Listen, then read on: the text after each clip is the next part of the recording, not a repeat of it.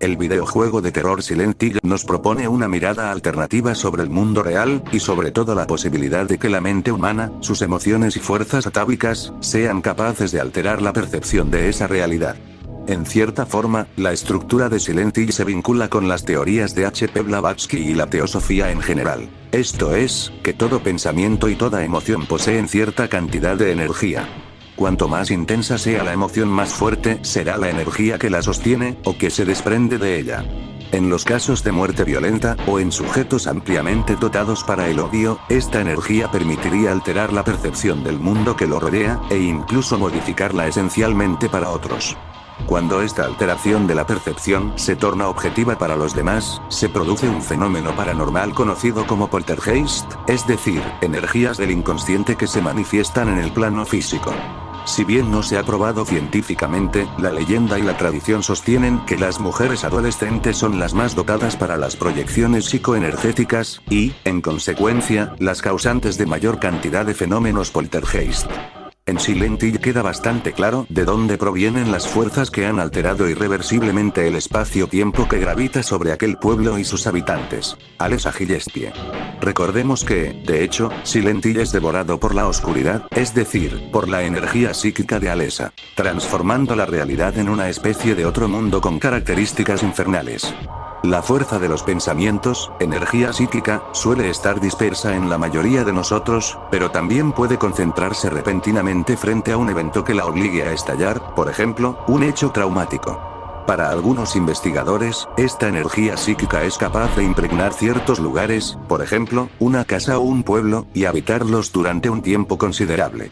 Ahora bien, en Silent Hill ocurre algo todavía más portentoso. No solo la energía mental de Alessa se almacena en la arquitectura del pueblo, sino también las emociones y pensamientos de muchas otras personas, en general movidas por el horror, aumentando así la influencia de la muchacha sobre su entorno, cuya irrealidad se torna cada vez más real y concreta para la percepción. En este sentido, Silent Hill solo exterioriza el infierno interior de una persona, Alessa, para compartirlo con los que tienen la mala fortuna de caer bajo su influencia. Es casi como si pudiésemos entrar en el inconsciente de una persona terriblemente perturbada, construido con sus desdichas, sus miedos, sus odios, sus rencores, y al mismo tiempo debiésemos buscar la forma de salir sin alterar sus reglas fundamentales. Si nos viésemos en la obligación de acceder al inconsciente de alguien, probablemente el peor de todos sería el de una persona imaginativa, lleno de criaturas extrañas y monstruos reptantes. Estar en Silent Hill es estar en el inconsciente de Alessa. Ahora bien, entrar en los dominios del inconsciente es como ingresar en una realidad alternativa con sus propias leyes y estructuras de poder. Allí se mezclan los recuerdos difusos, las fantasías, los deseos, que se agrupan para dar forma a un algo, una arquitectura, tal vez, que permite organizar de cierta forma el caos de emociones encontradas. La composición y sobre todo el contenido de este mundo dependen de la imaginación, y también de la psiquis de su hacedor, el dios de este páramo donde se aloja nuestro costado más siniestro.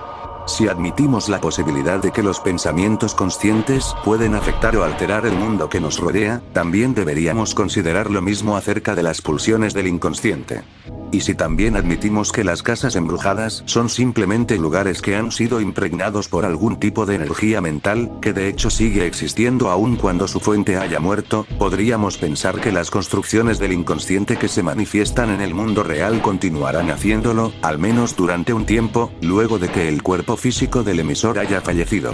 En este sentido, Silent Hill es el residuo de energía inconsciente de Alessa, como ya se ha dicho, realimentado por la energía mental de quienes se extravían en su interior.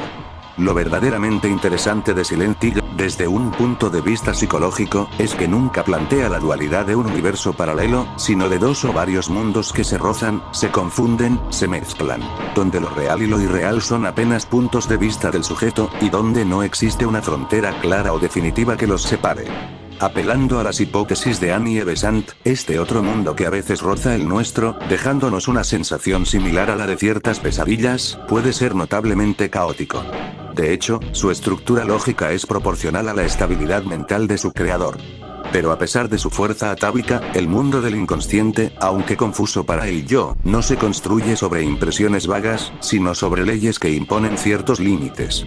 Estas leyes son creadas por el Hacedor, es decir, por nuestro propio inconsciente. Y aunque nos veamos sumergidos en un mundo donde las paredes se derriten y las puertas se deshacen misteriosamente, el Hacedor ejerce un control absoluto sobre estos prodigios, aunque rara vez de forma voluntaria.